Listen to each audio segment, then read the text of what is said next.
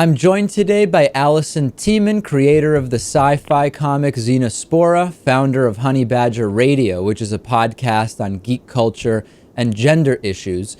Alison, it's so great to talk to you. A lot of people have been emailing me saying, David, if you're going to keep talking about anything Gamergate related, you really should talk about what happened at the Calgary Comics and Entertainment Expo involving Alison and involving Honeybadger Radio. So let's start there. First of all, what is the Calgary Comics and Entertainment Expo, if people aren't familiar with it? It's one of the largest comic book and pop culture conventions in Canada. It's actually something I have very fond memories of because I went to it, I believe, in 2005 with my father and my brother. I've had a lot of interest in anime and comics for a very long time. So, yeah, that's basically the overview. Okay, and when did you decide as Honeybadger Radio to have a booth at the 2015 Expo? Well, initially when I purchased the booth in 2014, that was in July of 2014, I wasn't sure if we were going to go as a Honeybadger Brigade. So I registered it under what I called Insert Media at the time because I was considering it as a possible name for publishing my comic Xenospora under Insert Media. In the interim, I changed it to Xenospora. And then we put on a fundraiser to get the Honeybadger Brigade to the convention. And when that fundraiser looked like it was going to be very successful, I went back to the convention. I spoke with the exhibition coordinator, Ken Poole, I believe his name was, and I requested him update the name to Honeybadger Brigade. And do you know roughly when that was? So between when you initially registered and the date of the expo, roughly where in there did you change the registrant name? When I requested the name was March 31st. Okay, so less than a month before the expo.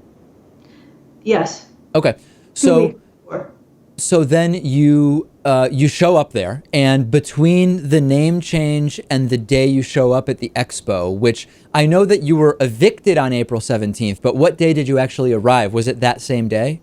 No, the day that we arrived to set up was Wednesday, the 17th, 15th of April. Okay. And between that day, I don't want to get ahead of where it was, just to make it go piece by piece. Between the March 30th date and April 15th, had you heard anything back from the Calgary Expo that would have indicated there was going to be some kind of issue?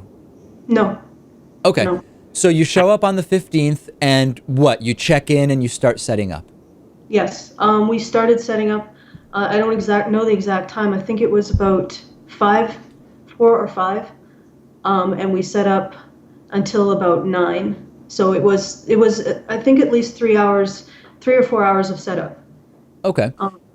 And between when you complete the setup, and then that's on the 15th at night, you're evicted by the expo on April 17th. So what happened on the 16th? Were there any kind of conversations or conflicts that started then with the organizers? Throughout this entire thing, there have been no conflicts with the expo staff, as far as I know. I don't know what happened when I'm not there, so I can't really comment on that. But sorry, could you repeat your question? No, so I mean, I think you've answered it, which is, but after you set up, there was not any kind of like conflict, or there wasn't any kind of incident where you were told by the Calgary Expo that something was amiss until, I'm guessing, or go ahead. There was no incident where we were told by the Calgary Expo that there was something amiss. However, Hannah Wallen overheard a Expo staff member and 2 women gesture towards our booth and say, we need to shut some of these booths down. Now, at the time when she told us, we didn't completely believe that. I mean, she said that she didn't know if she overheard it correctly, and we were a little bit incredulous because the staff member she indicated that had said that we had spoken to previously, and he seemed like a really nice guy. So I was incredulous about that, but on her recommendation, and also, I okayed this with the staff of the Calgary Expo. We initiated recording our booth, and we also initiated recording audio. That was the only, it wasn't really an altercation. It wasn't a conflict between the Expo staff and us. It was just an overheard conversation. Okay. So we come to April 15th. What is the method in which it's communicated to you that it's time for Honeybadger to leave? April 17th. April. Oh, what did I say a different date? Yeah, you said April 15th. I'm sorry. So we come to April 17th, 2015, and it's communicated to you that you've got to go. Who communicated that to you? It was communicated to me by Expo staff, Shane Hinkleman. And I remember that because I had previously received his card to give him fire retardancy information about our stretch fabric LED space funnel thing that we put up. He approached me, and he said, well, that's who approached me. Did you ask what he said, or? Yeah, no, I mean, you can kind of narrate it in whatever way you want. You were approached, and what did they say? We were approached by Shane Hinkleman and an additional female member of the Expo staff that I don't remember, and 2 security guards. They approached us at our booth. I was recording at that time, as per Hannah's suggestion, and also we had heard some rumors that we were booted out. And he saw the recording device in my hand and said, first of all, he said that you got to leave, you got to pack up and leave. And I asked why, and he said, I'm not going to say it on record. I'm not going to say it where you're recording. So I gave the recording device to Hannah, and I believe she put it in the booth.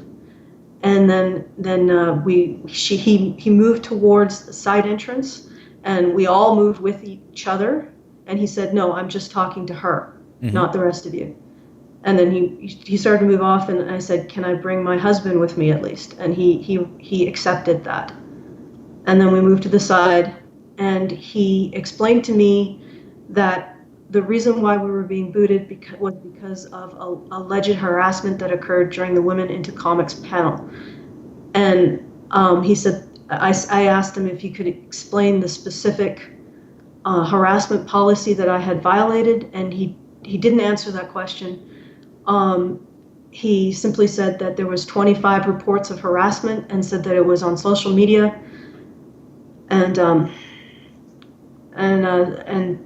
then said we had to leave. And Alison, what was the date of that panel during which the alleged harassment took place?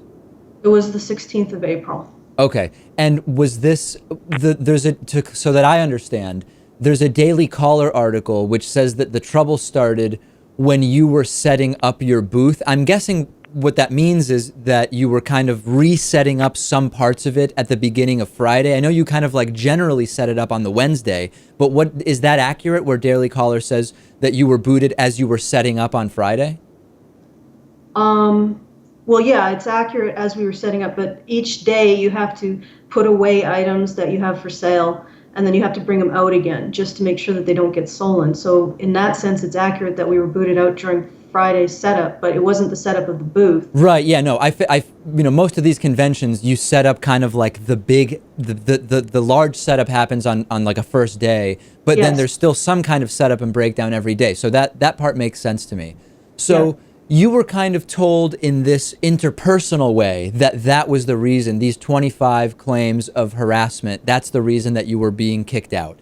Was there any other justification given to you in another format, be it something on paper and email, or was the entire kind of booting out of your booth based on this verbal communique that took place? He spoke to us, and then we immediately started to go back. We went back to our booth, and we started to figure out how to break it down.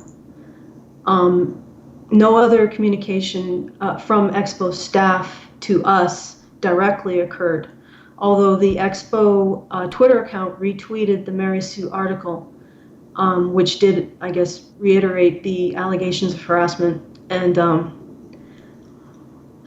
also added allegations of fraud and infiltration to what I was, I guess, being accused of.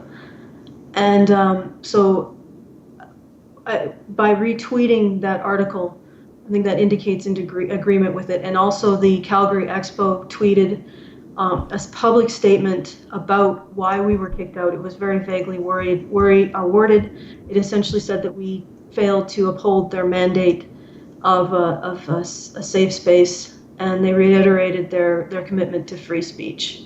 So I'll read a bit of the statement that they provided so we can all kind of work with the same text, so to speak. The part that I'll read is as follows. The Calgary Expo is a positive and safe event for everyone. We have reason to believe that the exhibitor in question, referring to you, does not fall in line with this mandate, so we have politely requested that they not participate in our show or future shows.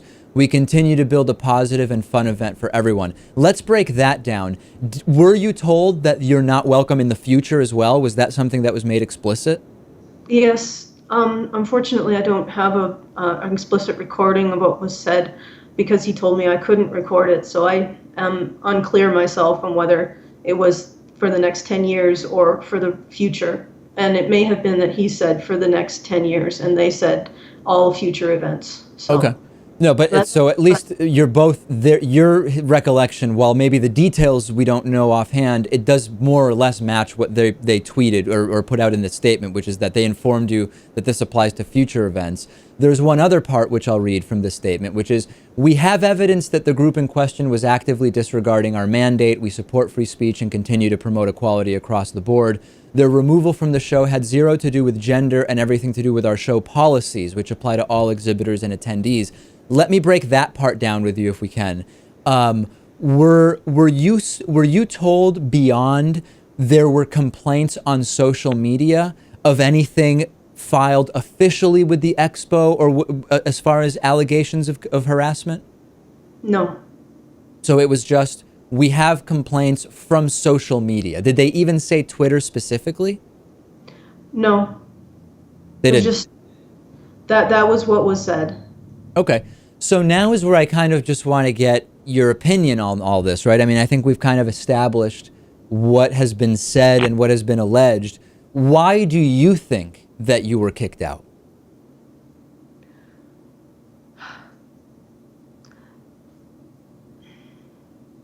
Why do I think I was kicked out? I think that I was kicked out because I agree with the principles of Gamergate. And I put up a poster to indicate agreement with the principles of Gamergate. And I also added that in my personal view as an artist, that I also stand against censorship, which is something else that I've been seeing in the community. And I think that my political beliefs, and I'm actually sort of astounded that I have to refer to these as political beliefs, that we should not censor artists and that we should stand for ethics in journalism, are why I got kicked out. And do you believe that this is based on the sort of the personal inclinations of the organizers of the Expo, the administrators of the venue, the attendees? In other words, whose impetus do you think it was that came to fruition in clashing with your beliefs? I'm sorry, I'm just astounded that, anyway. I believe we have a reason to believe that Mary Sue, who put on the costume contest, was the primary instigator of all of this. Mm-hmm. I don't know for sure, but okay. That would be what I would hazard to guess. Has there been communication after the fact from anybody involved with either the venue or the Expo? No, not on their part. I have initiated communication, but they haven't replied. And let's talk a little bit about, often when you are an exhibitor at such an expo, there's a fee that you pay for a booth, for the booth space. I guess question A is, confirm for us that you did pay a fee. Yes. Okay. Was any of the fee refunded after you were asked to leave? No. And so you were there, I guess, really only one full day, I'm guessing, because Wednesday was kind of the setup day. You were there Thursday, but then Friday you were kicked out during the setup. So is it fair to say you were really only there for a day of the conference? Well, technically, the Thursday day is it's a half day. I see. So have you asked for a refund of maybe like a prorated, the unused portion, the portion of the conference you were not allowed to be there for? As of no, I have not asked for a refund. Is that something you think you would be entitled to? I believe that I would be entitled to a refund, but I am willing to forego any financial compensation in this instance if it means that this does not happen to another person again. And when we talk about, I mean, and this is a completely kind of casual, you and I just sort of talking about this, what should be the repercussions here in the sense of, you know, on the one hand, when we talk about free speech, and that's something you and I obviously both believe in, we're typically talking about the government in a role of abridging someone's right to speak. And when we talk about a conference, whatever their policy, most conferences have some kind of clause which says if they believe that you have violated whatever it is their rules are, they kind of have final say on who's allowed to be there. For better or for worse, every conference I've been to is kind of like that. And I've seen people get kicked out for what I would consider weak reasons and strong reasons. Do you believe that the conference should not have that right? I guess would be question A. Should they not be allowed to say, hey, you've got to go? Well, I believe that if somebody is grossly disruptive or potentially harmful to other guests, they should be requested to leave or even escorted out. Mm-hmm. I don't believe that conferences have the right to exclude based on political, or I suppose they could have the right to exclude based on political beliefs, but if they do so, they should be very clear about that before people attend their conference. So it's not that you're suggesting that the government mandate that conferences, private conferences, can't kick people out, because that in itself would sort of be an actual government abridgment of free speech, right? But what you're saying is you would rather have full disclosure and clarity when it comes to those issues. Yes. Fair enough. On the tweet that they made regarding our expulsion or our ejection from their expo, they reiterated their commitment to free speech publicly. And your feeling is that free speech was violated in a sense because they kicked you out? Well, certainly their commitment to free speech was violated. But, and I just want to be clear on this, I'm guessing you're using the term free speech colloquially, but not as a government abridgment of free speech, right? We're talking about private business just deciding. Well, first of all, we don't know that we are talking about a private business. This is something that's going to have to be ascertained. Explain that. So elaborate on that.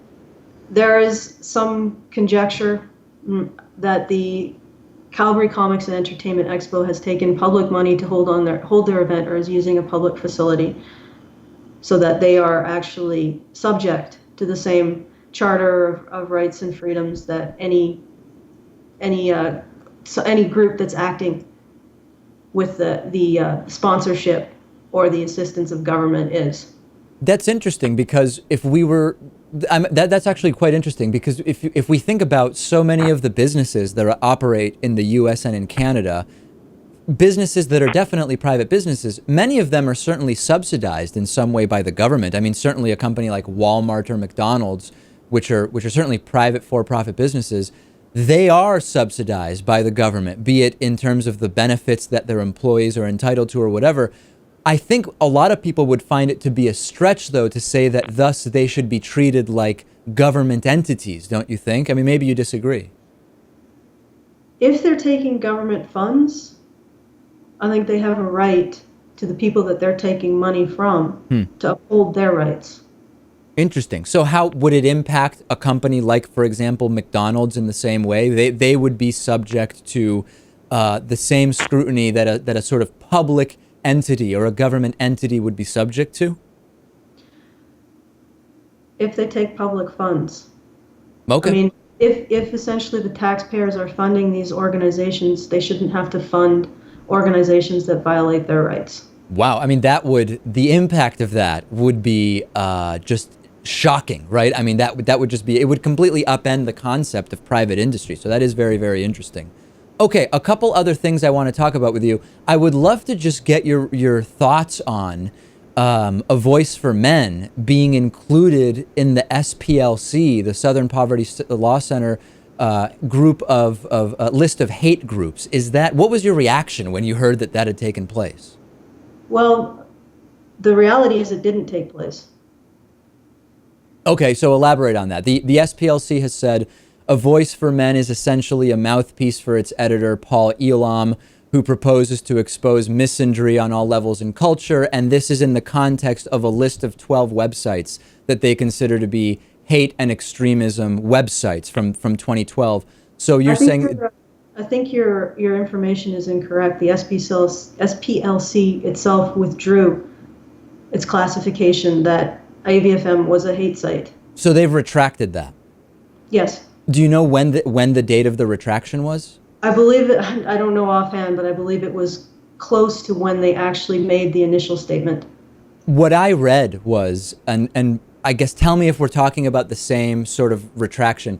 I read that later in the same year, they kind of published an update to that list where they said, we got a ton of response from men's rights activists and sympathizers, and we're not saying that men's rights activists as such are members of a hate movement, but more that they were saying there are specific groups which we would consider hateful and kind of inducive of violence. I just want to know if we're talking about the same kind of clarification or a different one where you're saying they just flat out retracted the list altogether.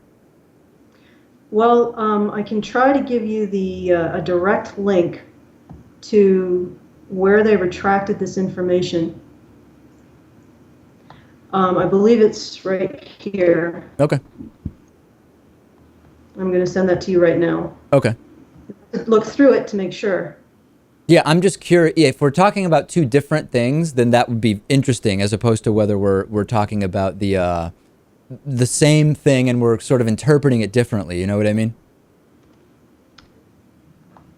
Okay, so let me take a look at this, and we'll see if this is the same item, so to speak, that we're both talking about. So this is a link from the SPLC website. Provokes fury. Yeah, so I didn't see that they were sort of saying we didn't mean anything we said about these specific groups. This statement to me just said we're not saying men's rights activism is at its core a hate group, or that anything that describes itself as men's rights activism is a hate group.